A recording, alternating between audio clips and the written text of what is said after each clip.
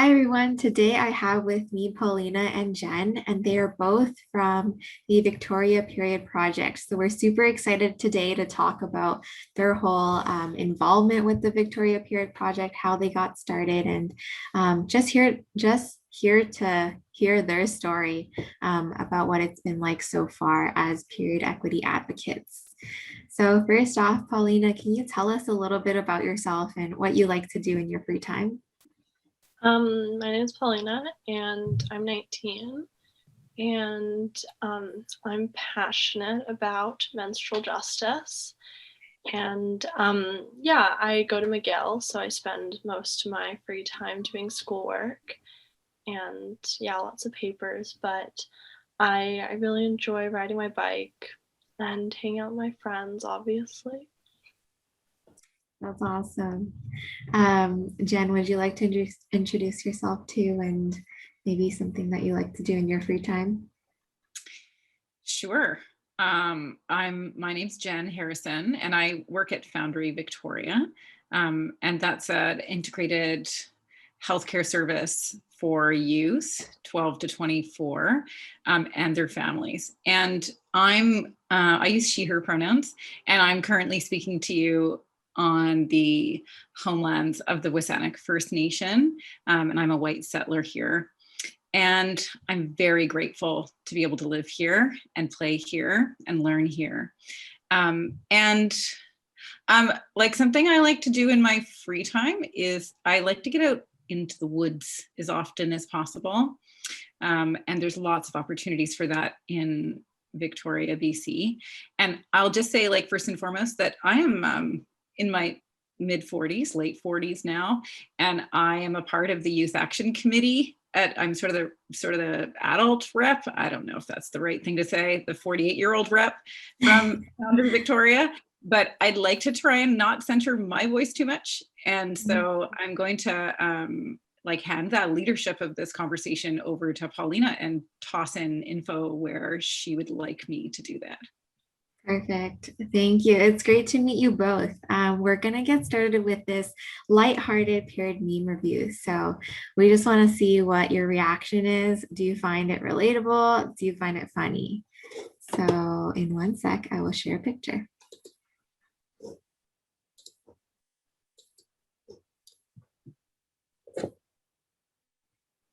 That's a good one. Yeah, is this relatable? Do you find it funny?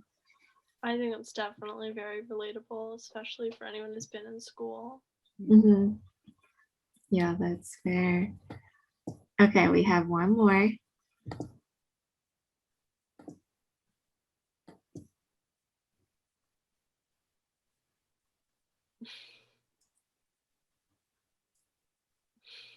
Oh man. Have you heard any of these before? Yeah, I've seen this one before. I haven't seen this one. Oh my gosh. Feels so old school. We have so much work to do. Okay, awesome. So jumping in, we're super curious to know about your story and how you became involved and passionate about the issue of menstrual equity in Canada. So Paulina, could you share a little bit about that and how you first got started? Yeah, totally. So I joined the Youth Action Committee at the Foundry in 2018 or 17, like a long time ago now. And I had some friends who there's a lot of conversation, I think, in most of my life about period struggles. I think that especially for female identifying people, and everyone with uteruses, obviously, it can be just a big topic of conversation growing up. And like, I definitely had a lot of frustrations about it and just like the stigma. So when my friend offered for me to join the Victoria Period Project, I just was like, of course. What I just like love to talk about periods and everything about them with other people. So that was a really cool opportunity. And I think that having that platform and that environment where that conversation can flow really freely, and where people are willing to take an open-minded perspective on period equity and menstrual justice and the various facets of it. I think it really allowed me to really understand the complexity of the issue and how it affects um, different intersections of people, and especially like the trans community and non-binary people. And yeah, so having that open dialogue really lit that fire under me. Mhm. That's awesome. I think it's really interesting to hear how I think your story is pretty common amongst a lot of period equity advocates who see that this is such it's like a human rights type of thing where it's just a pretty basic need, and when there's a need to be met, it's important to do what you can to try and support the cause. So yeah, great to hear that story, Polina. Can you share a little bit about any challenges that you may have faced with the Victoria Period Project so far? I think that there's been, as of late, some management changes. Like our two founders have blossomed like little butterflies onto new projects, and they're wonderful, fulfilling lives. And so it's been like kind of challenging to navigate who's taking charge of what. And obviously the foundry has been gracious enough to let us do all the packaging there, but it's a super small space, and we have like a lot of products that actually like we can't use, and kind of figuring that all out has been probably the biggest challenge. Is just like, yeah, just kind of like the like moving and toing and froing pieces of the project are what I think, but I think that's kind of with everything, the logistics get you down. Mhm. Yeah, that makes sense. That's definitely a very real challenge. And so far, what has been maybe like the community response to your initiatives, or have you received any general feedback from some of the programs so far? I feel like Jen can probably speak to that more than I can, but for the most part, we don't actually have a connection with the people who, or like an intimate connection with the people who receive our packages. Yeah, they get dropped off at a service, like a youth service facility, or just a different facility, and then they're picked up from there. Jen, if you want to add anything. So the question was around, did we get much feedback, or do we hear very much? Yeah, I would say that just as Paulina said, for the most part, the people that connect the young people with us that we make the packages for are just so grateful that we're providing this service, because it's so personalized. And part of this initiative is to make sure that anybody with a uterus that gets a period gets to use the products that they want to use, that they're most comfortable with. And so they're just so happy that we can do this, because some of those products, as you know, are expensive. So each of those packages has sometimes a variety of different things in it, and it just makes their lives like slightly easier. So it's wonderful. And I think that the other thing is that because we give these to the service providers who then give them to the youth, it brings the youth to the service provider, and they're able to have that other point of contact. So Foundry has been able to help us host this and help us do some of the fundraising. United Way has been great. Actually, we had someone named Maud who works at Foundry as well that took it over and then handed it over to us as well. And she's done a ton of work around keeping it going, but it is around, like as Paulina is saying, sustainability, like, and making sure we have the products in place, and then storage, and just all those little things around what's starting to feel like a small business in a way. Mhm. Yeah, that makes sense. I think you're definitely painting a picture that we can start to imagine of all the nuances and things to consider that come with launching an initiative like this. That being said, Paulina, can you tell us what your vision is for the Victoria Period Project in one sentence? One sentence would be hard. Here I am already going over one sentence. I mean, it's bold, but I guess like access to menstrual products for all people who need them. That being said, I think that I'm cognizant of how that's a lifelong journey, I think. And I think right now the vision is really getting these products to the people in Victoria who need them ASAP.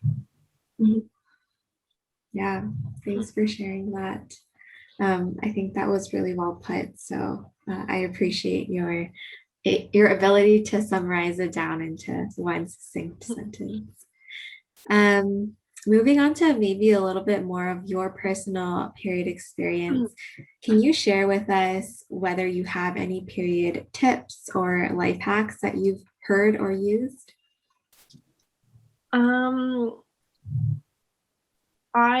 I did when I was in high school. We had a locker in like the change room for the gym, and it had a picture of a bicycle on it, and inside it was filled with period products. And there was like no apparent person who, it was not the school, it was not like the PE teacher or whatever. It was just like the girls at my high school, or the people with uteruses at my high school, who would leave just products if they had extra, and then people could take what they needed, and I'd drop off a box if I had an extra and take what I need. And it was kind of this like secret little community that was formed, especially because, you know, high school, especially among like teenage girls, can be very cliquey and challenging, and it was kind of cool that we had this special locker that everyone contributed to for the good of others. So I think remembering that your fellow bleeders have always got your back, like that's a big one. Like no one should ever be ashamed about asking for a tampon, because if they've got their period, they know the struggle. Yeah, that's beautiful. I think that needs to be a new sticker. Paulina's been designing some stickers that we're going to be giving away for Pride Month, and I think that needs to be on a sticker. Your fellow bleeders have got your back. Yeah. That's very cool. Anka, this is a place where, can I throw my 2 cents into this? Yeah, definitely. Go for it. I just think, you know, the less that we talk about it, the more we hide it and continue to stigmatize it. So, I mean, I find myself in conversation with people and saying, you know, telling people I have my period. And I'm like, I don't know if I would have done that in the last few years, but all of a sudden I'm telling people it, and it just normalizes it so much. And I notice how easy it is now for me to communicate that way. And I think that it's kind of like this mound that we just have to keep moving over that mound and talking about it and sitting in some of the discomfort in it until it sort of wears down. And it's not a big deal to talk about what naturally happens with our bodies. And then that way it doesn't become something that's like commodified either, that all of a sudden we have to pay for this like every month. It's ridiculous. It's just a natural part of who we are. So let's just have what we need to get through it every month and be able to talk about it. Yeah, that makes sense. Definitely increasing the conversation is something that we at Ruth really, really care about, and love the platform that you both have contributed to create that space for engaging about period conversations. Is there anything that I haven't asked that either of you would like to share?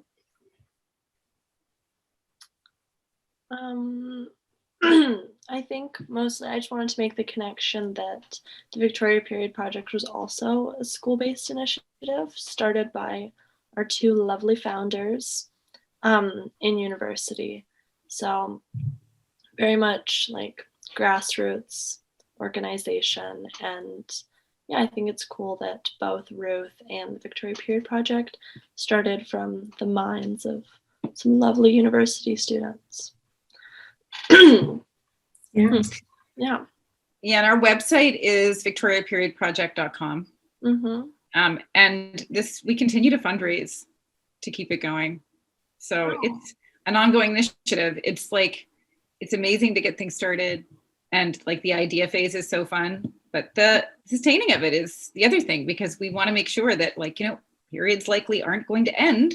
And so, every month we need to create these packages. So if anybody wants to know more, get involved, let us know. Yeah. Yeah. Definitely. Yeah, if you're watching, definitely go check out their website and their Instagram and see how you can continue to support.